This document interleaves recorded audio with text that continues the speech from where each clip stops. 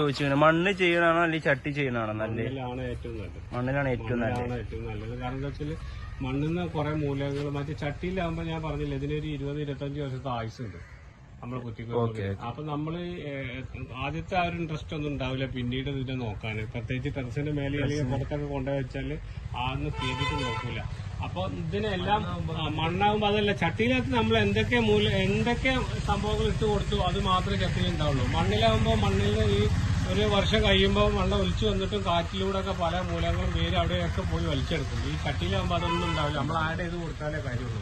നമ്മൾ സെൽഫായിട്ട് ആഡ് എന്തൊക്കെ വളങ്ങൾ ആഡ് ചെയ്തോ അത് മാത്രമേ ചെടി എടുക്കുള്ളൂ. അപ്പൊ ഇതിന് ഇങ്ങനെ കൂടുതൽ ആയുസുള്ള ചെടി ആയതുകൊണ്ട് കൂടുതൽ നന്നായി കുരുമുളക് ഉണ്ടാവണമെന്നുണ്ടെങ്കിൽ എല്ലാ മൂലങ്ങളും മസ്റ്റായിട്ട് കിട്ടണം. അപ്പൊ നമ്മൾ മസ്റ്റായിട്ട് മൂലകൾ കൊടുത്തോളണം. ഇല്ലെങ്കിൽ മണ്ണിലാകുമ്പോൾ കുറച്ചുകൂടെ ഒക്കെ മണ്ണെന്ന് ചെടി വലിച്ചെടുക്കുന്നതുകൊണ്ട് കുറച്ചുകൂടെ ഗ്രോത്തും കാണുന്നുണ്ട്. അതേപോലെ കുരുമുളകും കൂടുതൽ കിട്ടും.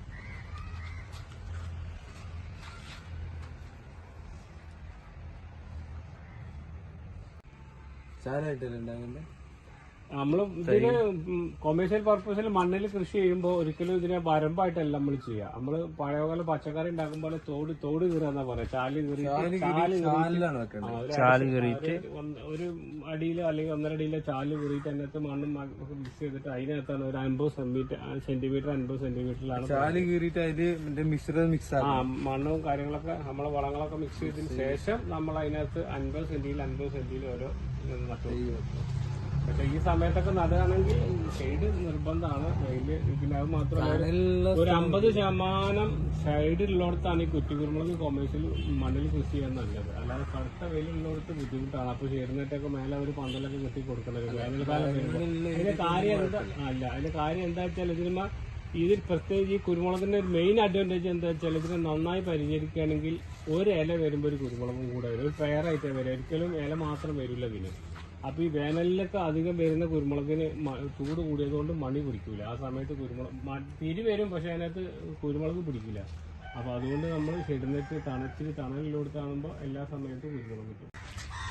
ഈ കുറ്റിക്കുരുമുളകാണോ അതോ വള്ളിക്കുരുമുളകാണോ നല്ലത്? അങ്ങനെ ചോദിച്ചാൽ അതിന് സെറ്റ് നിർവചനം പറയാൻ ബുദ്ധിമുട്ടാണ്. രണ്ടും നല്ലത് തന്നെയാണ്. ഈ കുറ്റിക്കുരുമുളക് എന്ന് പറഞ്ഞാൽ ഇപ്പൊ കൂടുതൽ സ്ഥലങ്ങൾ ഏരിയ ഇല്ലാത്തവർക്ക് ചെയ്യാനുള്ള ഒരു സാധനമാണ് നമ്മൾ കുറ്റിക്കുരുമുളക്. അത് മണ്ണിൽ ഒരു 5 സെന്റ് 10 സെന്റ് അല്ലെങ്കിൽ വീടിന്റെ ഫ്രണ്ടിൽ ബാക്കിൽ അല്ലെങ്കിൽ ചെടി വെക്കാൻ പറ്റുന്ന പോർഷനിലൊക്കെ നമുക്ക് വെച്ചുകാണ്ട് പൊട്ടാസ്യത്തിന് ചെയ്യാം. ഇതിനെ തന്നെ കൊമേഴ്ഷ്യൽ പർപ്പസിൽ കുറച്ച് ദൂരേക്ക് മാറ്റിയിട്ട് ചെയ്യാം. രണ്ടും അടിപൊളിയാണ്, കുഴപ്പമൊന്നുമില്ല. PVC കുരുമുളക് ചെയ്യുകയാണെങ്കിൽ അതിന്റെ ഇടയിൽ നമുക്ക് ഇതും വെച്ച് കൊടുക്കാം, കുറ്റിക്കുരുമുളകും ചെയ്ത് കൊടുക്കാം. ഇനങ്ങള് ഒരു 92 ഇനങ്ങൾ ഓൾറെഡി നമുക്കിപ്പോ ഉണ്ട്, ക്ലൈംബർ ആയിട്ടും ബുഷ് ആയിട്ടും. പക്ഷെ എല്ലാ തൈകളും നമ്മൾ ബുഷ് പേപ്പർ ചെയ്യാറില്ല. അത് ആവശ്യക്കാർക്കനുസരിച്ച് നമുക്ക് വേണമെങ്കിൽ ഏതും ചെയ്ത് കൊടുക്കാം. എല്ലാ തൈകളും ഉണ്ട്. ഈ ക്ലൈംബർ ആണെങ്കിൽ PVC വെക്കേണ്ട അതുണ്ട്, നമുക്ക് എല്ലാം ഉണ്ട്. നമ്മൾ PVC പ്ലാന്റേഷനും ഉണ്ട്. നമുക്ക് ഈ കുരുമുളകും നമ്മള് പ്ലാന്റ് ചെയ്ത് കൊടുക്കലുണ്ട് കൊമേഴ്ഷ്യല്, അല്ലെങ്കിൽ PVC-ലാണെങ്കിൽ അതും ചെയ്ത് കൊടുക്കാം. ഇനങ്ങൾ ഇപ്പൊ ഏതൊക്കെ ഒരു നല്ല ഇപ്പൊ കേരളത്തിൽ ഏകദേശം റൺ ചെയ്യേണ്ട എല്ലാ ഇനങ്ങളും ഉണ്ട്. ഒരു 92 ഇനങ്ങൾ എന്ന് പറഞ്ഞാൽ ഏകദേശം എല്ലാ ഇനങ്ങളായില്ലേ നമുക്ക്. കൈരളി, കൊമ്പുക്കല്, തെക്കന്, അകളി, പന്നിയൂറിന്റെ എല്ലാ ഇനങ്ങളും, ISRന്റെ എല്ലാ ഇനങ്ങളും, പിന്നെ കർണാടകയിൽ നിന്ന് കുറച്ച് ഇനങ്ങളുണ്ട്. അതേമാതിരി വിയറ്റ്നാമിന് 1-2 ഇനങ്ങളുണ്ട്. ഇതൊക്കെ ഉണ്ട്. അങ്ങനെ ഒരു ഏകദേശം എല്ലാ ഇനങ്ങളും ഉണ്ട്.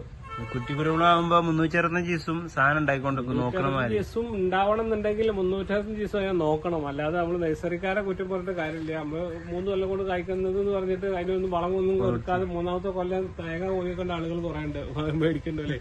അതേപോലെ പറ്റില്ല. പക്ഷെ അതിന് പ്രത്യേകിച്ച് നന്നായി നോക്കുകയാണെങ്കിൽ നല്ല ഉഷാറായിട്ട് കിട്ടും.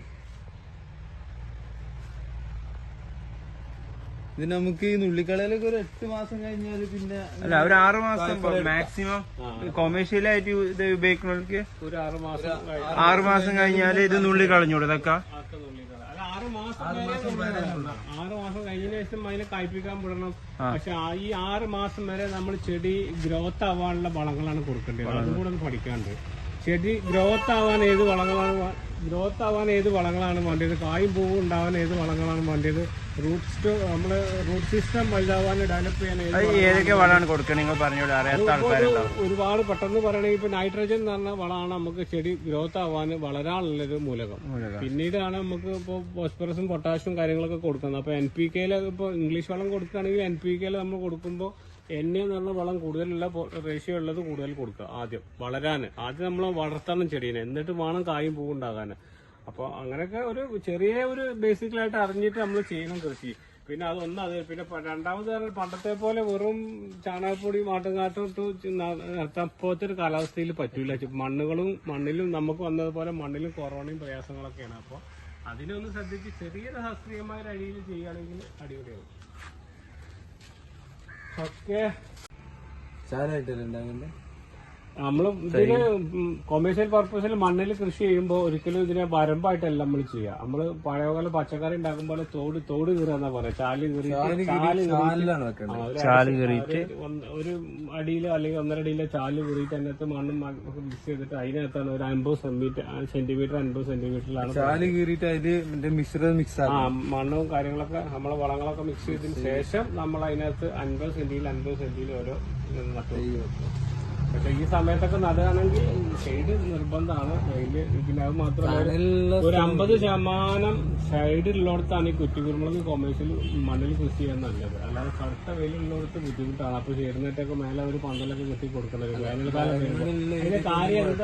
അതിന്റെ കാര്യം എന്താ വെച്ചാൽ ഇതിൽ പ്രത്യേകിച്ച് ഈ കുരുമുളകിന്റെ ഒരു മെയിൻ അഡ്വാൻറ്റേജ് എന്താ വെച്ചാൽ ഇതിനെ നന്നായി പരിചരിക്കുകയാണെങ്കിൽ ഒരു ഇല വരുമ്പോൾ ഒരു കുരുമുളകും കൂടെ വരും. ഒരു പെയറായിട്ടേ വരും, ഒരിക്കലും ഇല മാത്രം വരില്ല ഇതിന്.